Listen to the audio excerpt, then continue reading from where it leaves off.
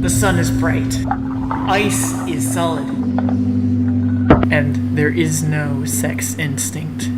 So why do people say it is? Picture a society. Yes, we're in the future. The society is evil. They want to control the populace. Disestablishment monarchists, because I don't like disestablishment monarchists, so obviously they'd be evil. Anyway, the disestablishment monarchists want to control your brain, so they come up with a plan. They say, we will control the sheeple by defining for them what their nature is, to paint the rug we have them standing on. Oh yes, brilliant. We will tell them it is human nature to worship the disestablishment monarchist. Yes, obviously, since slavery has been around for thousands of years, it is a natural urge for every man to want to kiss a monarchist's feet for when they pass by on the street. Tell them that. And then you get the academia on board.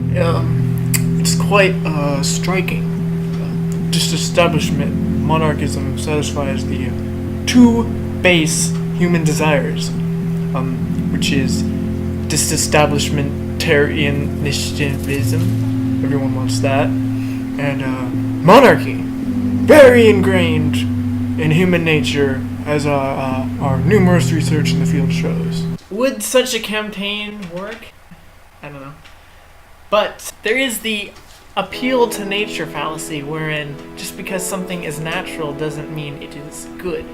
But that's not what I'm really talking about here. I'm speaking of the tendency for ideologically motivated people to try to paint, to try to seize what human nature is, as if such an argument is meaningful in some way, or that they have the ability to define that in the first place. And there are many battles out there, warring for who has the right interpretation of what human nature is. First, they put their narrative on our past.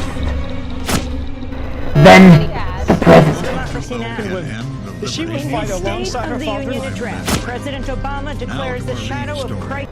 And finally, us. They narrated us.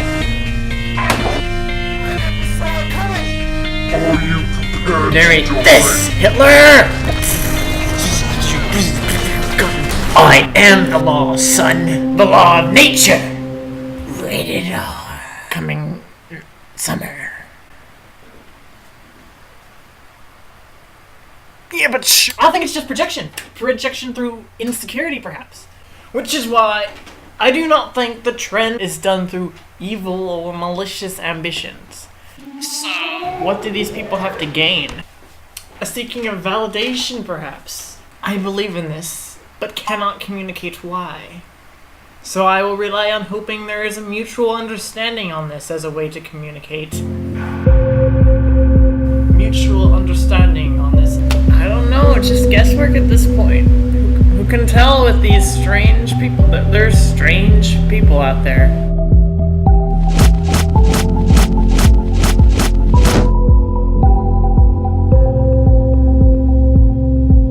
It is a human right violation. A scandal that imprisoned straight Muslims are entitled to their basic human need of sexual intercourse. Why, are not queer Muslims bestowed with the human dignity that comes from the essentials of life, gay sex in prison? I feel dead inside. It's a legitimate need, remember. Legitimate. What were you learning about in Legitimate need. By the way, the sources he uses are broken, and even if you retrieve them, they don't even say what he says they say. It says, this doesn't say anything about sex. It's just some blog that this guy considers prison worse than capital punishment. It's not even a scholarly article, it's just some guy ranting about prison, kind of like this video.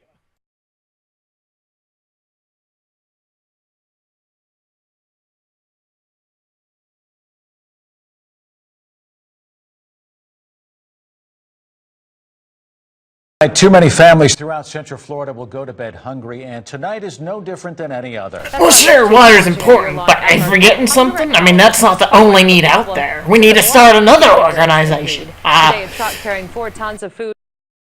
If any of you feels the goodness in your heart to have sex with an imprisoned gay Muslim, call us, and we will give you a list of all the imprisoned gay Muslims next to you in need of gay sex.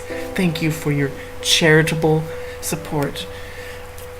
Sponsored by Huffington Post. When my dad came here from Spain, escaping the disestablishment monarchist, he had to go 11 months. 11 months without sex. But he survived. He survived, barely. And, he told me about the stories when he was young. Going, just not having sex for 11 months. It's so sad. The only thing sadder is that the satire isn't that unrealistic. Gay and imprisoned Muslims have a human right to sex, eh? When this person brings up the insight that the ethical correlate to sex is a need, is that rape is justified, she's not wrong. This is a really crappy idea and needs to stop and be deconstructed. So let's do that. Is sex an instinct? Well, we have to define instinct first. Does instinct mean base, need, desire? No, we've already went over that, but a lot of people seemingly think that. Typically what psychologists mean when they say instinct is what your first reaction to it is.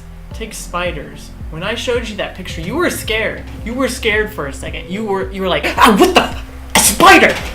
But then like 10 seconds passed and you're like, it's just a picture on a screen. And I'm sure if you found one in your sock, you'd be scared too. Don't lie, spiders are instinctually evil. But humans are more complex than spiders, right? Look at this picture. Memorize your reaction. Write your emotions you are having down. Type it in the comment thread and start a flame war. What you are experiencing right now is no less than the basic human instinctual reaction to the God Emperor Lord Trump. And certainly anyone who thinks otherwise is either lying or insane. Put that in the comments. Hello, today we will be looking at the definition of instinct. Instinct and all its derived meaning has been picked apart and brought up in various schools of psychology. For obvious reasons it has fallen apart in actually providing anything of use or insight and is usually more or less ideologically motivated. The most common way for people to try to illustrate a proposed sex instinct is to use the lost on a beach illustration. Living alone on a beach for so many years and then finding an alluring human. This will surely prove that there is a sex instinct after all. I am surely not grasping at straws at this point. Indubitably, Numa Numa Yay, Numa Numa Numa Yay. If you were on an island, secluded from humanity your entire life, and you saw this man, the duty of government is to what would your reaction be? And that includes securing our borders. There's that old adage, nothing is original, everything remixes, and I think that's kind of comparable to how humans see things. You know, they try to understand it in some way, and so they compare it to things they already know. So is something ever seen completely without bias? So what can I say? How can something so empty, so esoteric, something so boiling and brimming with stupidity be echoed and said by scholarly people and college people that go to colleges? Well, I don't know. I suppose I could ask them, but that would be scary. It would be putting myself up to possibly facing the void, the sheer emptiness of their arguments, and well, that would be bad for both of us. So what I think is going on here is I think humans have an instinct to come up with instincts. I think that explains what's going on here. It's just a conjecture, but I think it explains everything. So take that home with you. You learned something today. That's right, folks. The opposition will tell you that you don't got a mind, but we're here, a beacon of enlightenment in the dark ages, conquering tough topics no one else has the courage to face. Really hard topics like, is there a sex instinct? Alright, so mostly hard topics. Next time will be something harder. Beacon of Enlightenment, share with your friends, subscribe, like, see you next time.